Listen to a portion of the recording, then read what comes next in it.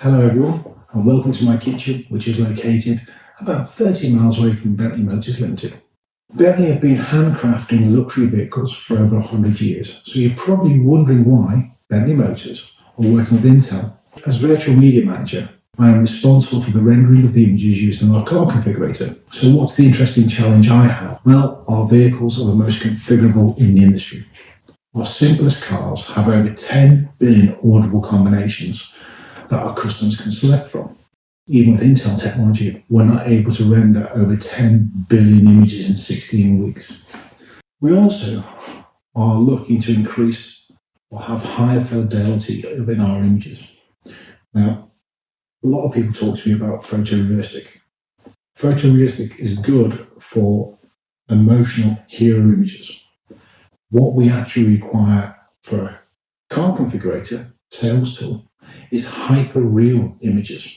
By working with Intel on the oneAPI Rendering Toolkit, we've been able to leverage and take advantage of its open source platforms. This has meant we've been able to rapidly research and develop proof of concepts that focus on cost-efficient methods for the creation of rendered images and user experiences for the future that have less impact on Bentley ways of working, also use authentic 3D data used to manufacture our vehicles with no additional effort or cost to reduce the number of triangles in the 3D models. We've been able to develop real-time collaborative processes to achieve hyperrealism faster, and we're investigating single solutions that are scalable from the user's desktop all the way through to cloud data centers that can be globally deployed to our users and customers.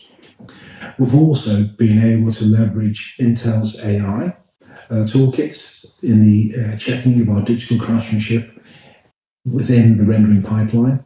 And obviously, research and development are still ongoing.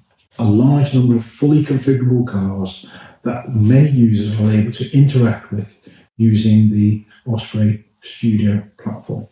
I hope you enjoy, and thank you for listening. Thank you. Goodbye.